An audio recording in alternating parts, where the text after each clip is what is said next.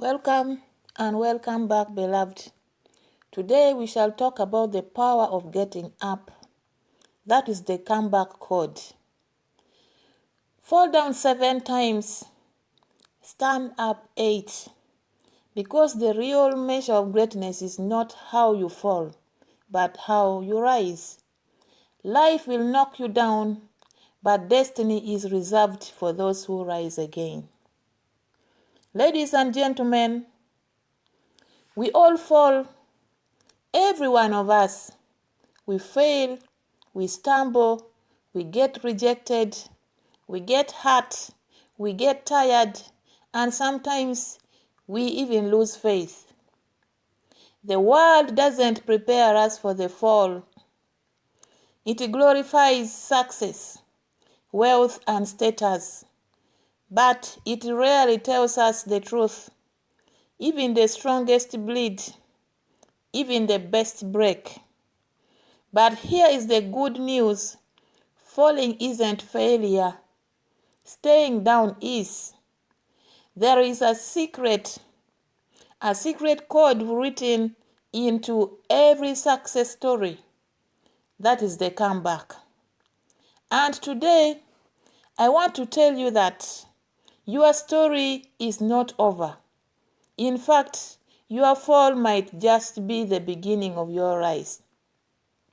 This is the power of getting up, the comeback code, because your destiny doesn't depend on never failing. It depends on never staying down. Number 1, failing is human. Rising is heroic. Everyone, yes, everyone falls. Even the legends. Michael Jordan, wisely regarded as the greatest basketball player of all the time, was cut from his high school basketball team. His response: he went home and cried, then got back to work. He used that failure as fuel. That cut down didn't stop him. It launched him. In the Bible, Peter, the disciple who swore loyalty to Jesus, denied him 3 times when it mattered most. But Jesus didn't cancel Peter. He restored him, and Peter became the pillar of the early church. That is in John chapter 21, verse 15 to 17.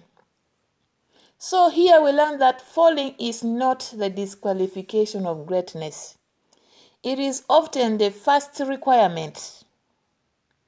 Number 2, pain is the price of the comeback. You can't have a comeback without pain.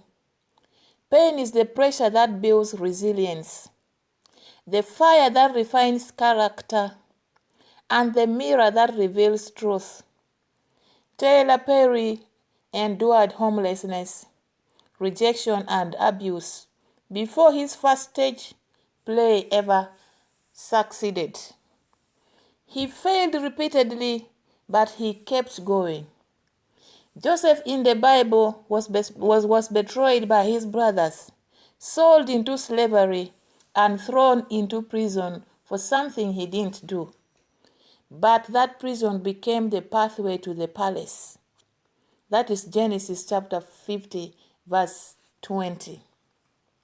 So here we learn that the pain doesn't mean you are being punished. It means you are being prepared.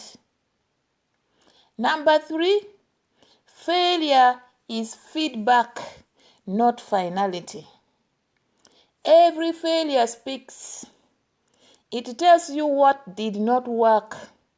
It shows you where to go. The problem is not failure, it is quitting too soon. When you quit too soon, that is the problem. Thomas Edison tried over 1,000 times to invent the light bulb. When asked how he handled all those failures, he replied, I didn't fail 1,000 times. The light bulb was not, the light bulb was an invention with 1,000 steps. That's what he said. He said the light bulb was an invention with 1,000 steps. Looking at King David, he failed morally, publicly, and painfully, but he repented, got back up, and wrote most of the Psalms we now turn to for comfort. God even called him a man after my own heart. This is in the book of Acts chapter 13 verse 22. Therefore, we learn that failure doesn't define you. It doesn't define you. Getting back up does define you. Number 4, the world will count you out. Don't count yourself out. The world loves a rising star, but it rarely has patience for those who fall. Oprah Winfrey was told she wasn't fit for TV. Walt Disney was fired for lacking imagination.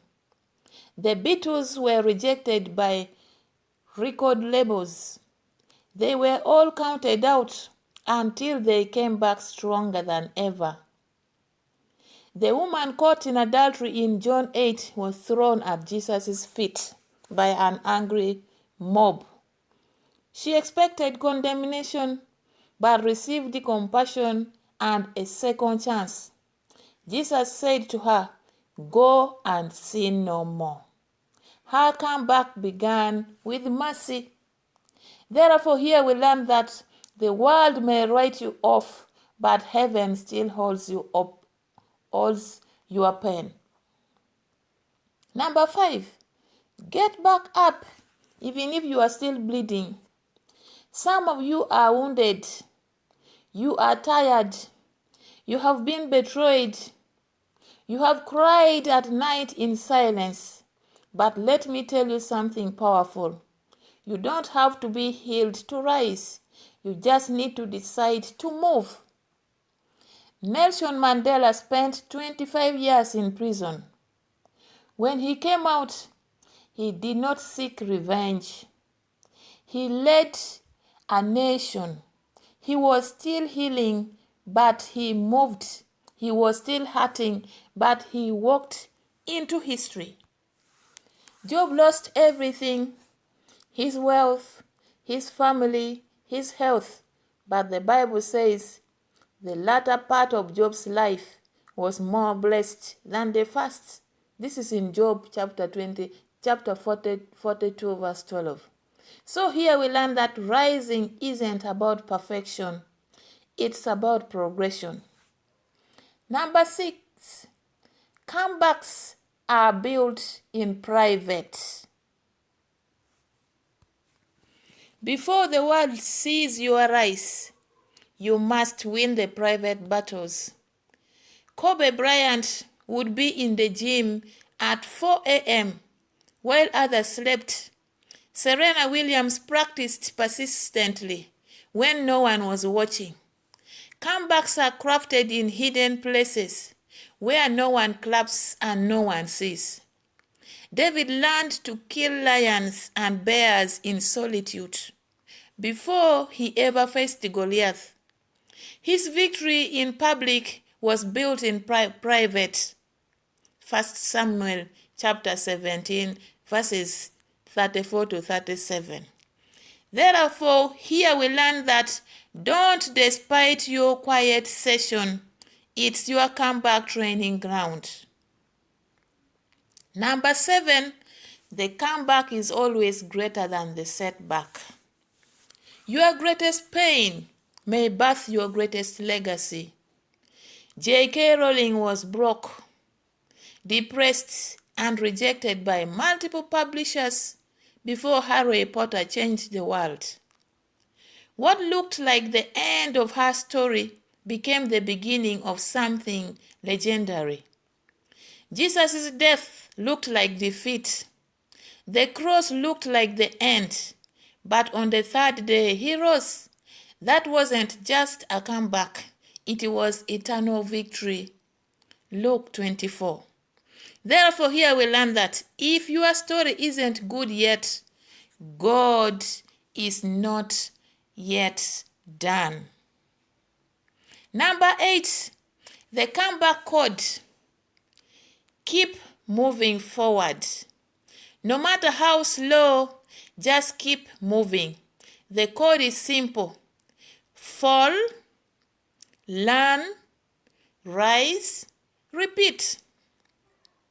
Colonel Sanders was 65 years old when he started KFC. Most people think they are done at the age of 65. He was just beginning.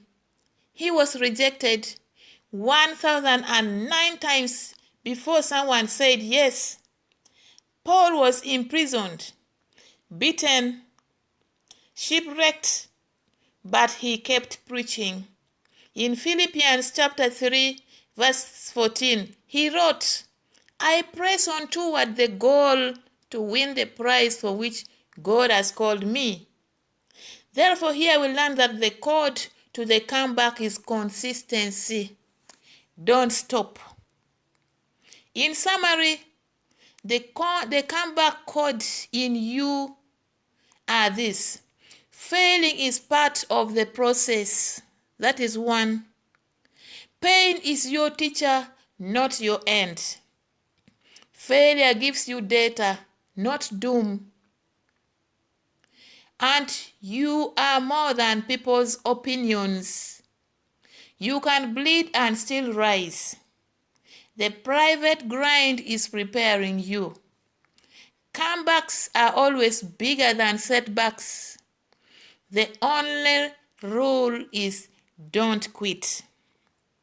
So stand up. You are not done yet. You have fallen. Good. Now get up. You have failed. Good. Now learn. You have been hurt. I know, but you are still breathing. And as long as you are breathing, your comeback is possible. You are not done. You are not finished. You are not forgotten. This is more inside of you. Right, there is more inside of you. Rise again. Try again. Love again. Build again. Believe again. Because the true power of life is not in staying up, but in getting back up every single time life tries to break you. So rise, champion. The world hasn't seen your greatest chapter yet. This is your comeback season. This is your rise.